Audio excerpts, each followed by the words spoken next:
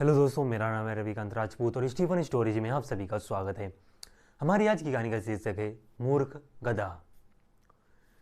तो एक जंगल में एक शेर होता है और सियार उसका सेवक होता है। तो एक दिन उस शेर की लड़ाई शिकार करने के चक्कर में वो एक दिन हाथी के साथ भिड़ जाता है और वो काफ़ी ज़्यादा बुरी तरह से घायल हो जाता है। शेर घायल होने के कारण ज़्यादा चल फिर नहीं सकता है, दौड़ नहीं सकता है। इस वजह से वो ज़्यादा कोई शिकार नहीं कर सकता था। तो उसके यहाँ पर भूखों मरने की नौबत आ गई। तो पर शेर एक दिन सियार से बोलता है कि तू जा आसपास से कहीं से कोई जानवर ढूंढ कर ला, मेरे पास ला, मैं उसका शिकार कर दूंगा और हम लोग फिर आराम से भोजन कर सकेंगे। तो सियार जाता है, आसपास ढूंढता है कोई मूर्ख जानवर मिल जाए। तो वो एक गांव के किनारे पहुंचता है तो वहाँ पर उसे एक गधा घास चरता हुआ नजर आता है। उसके पास जाता है और सियार गधे से बोलता है, मामा प्रणाम, बड़े दिन बाद नजर आए हो, बड़े दुबले पतले हो गए हो, खाना वाना ठीक से नहीं मिलता है। तो गधा बोलता है, क्या करूं बेटा यार, मालिक मेरा काफ़ी ज़्यादा कंजूस है, मुझे खाने पीने के लिए कुछ नहीं देता है, बस यही जो मिट्टी वाली घास है इसी को खाकर काम चला रहा हूँ। तो यहाँ पर जो सियार है वो गधे को लालच देने का प्रयास करता है। बोलता है कि अरे मामा, वो पास में नदी के उस पार एक बहुत ही बड़ा घसिया आ रहा है जिसमें काफ़ी अच्छी घास जमी हुई है, तो वहाँ पे चलो, खाओगे घास तो फिर काफ़ी अच्छे हो जाओगे। तो फिर गधा यहाँ पर थोड़ा सा संकोच व्यक्त करता है, बोलता है कि मैं इस गांव में रहने वाला शहरी जीव हूँ, मैं जंगल में कैसे रह सकता हूँ, वहाँ पे इतने सारे जंगली जानवर होंगे, मैं उनके बीच में कैसे रह सकता हूँ। तो सियार उसे लालच देता हुआ बोलता है, अरे मामा कैसी बात कर रहे हो, वहाँ सब बढ़िया सब अच्छे जानवर हैं और वहाँ पर 3 गधियाँ भी रहती हैं और वो सभी कुंवारी हैं, वो भी अपने मालिक से काफ़ी ज़्यादा परेशान थी तो वो वहाँ से भाग आई और वहाँ पर रहती हैं और वे तीनों कुंवारी हैं, उनका कोई पति नहीं है। तुम चाहो तो उनके साथ चलकर शादी कर सकते हो और तुम तीनों को अपनी बीवी बना सकते हो। गधे के मन में लालच आ जाता है तो वो सियार के साथ चलने के लिए तैयार हो जाता है। सियार गधे को उस शेर के वाले स्थान पर ले जाता है जहाँ पर शेर छुपा हुआ होता है। शेर जैसे ही सियार के ऊपर पंजा गधे के ऊपर पंजा मारने के लिए प्रयास करता है तो शेर वहाँ पर चूक जाता है और गधा डर कर भाग जाता है।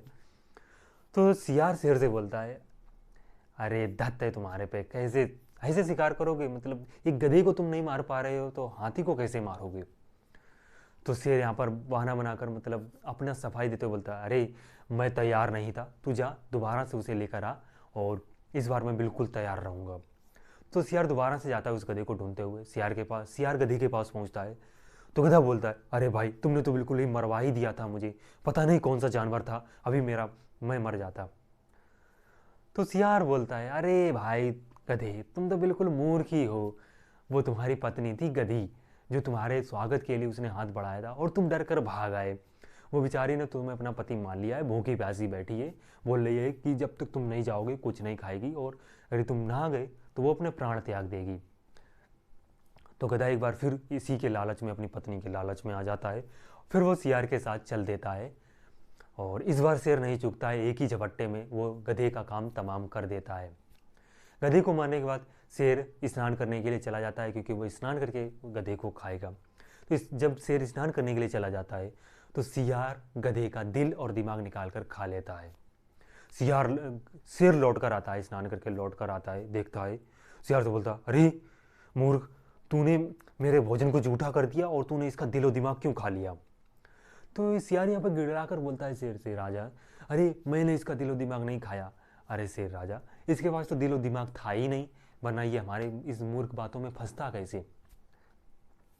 तो शेर उस गीदड़ की बातों में, सियार की बातों में आ जाता है और इसके बाद बैठकर आराम से भोजन करता है। यहीं पे ये कहानी समाप्त होती है और इस कहानी से हमें शिक्षा मिलती है कि दिल और दिमाग के साथ हमें काम करना चाहिए। जो दिल और दिमाग से काम नहीं करता है वो किसी ना किसी का शिकार तो जरूरी बन जाता है, चाहे वो जानवर हो या कोई इंसान। तो कैसी लगी आपको ये स्टोरी, आप हमें कमेंट में बताइएगा। और ये थी हमारी 100 डेज 100 स्टोरी चैलेंज की स्टोरी नंबर 30। चलिए मिलते हैं कल की स्टोरी में, तब तक के लिए keep storytelling practice. Bye.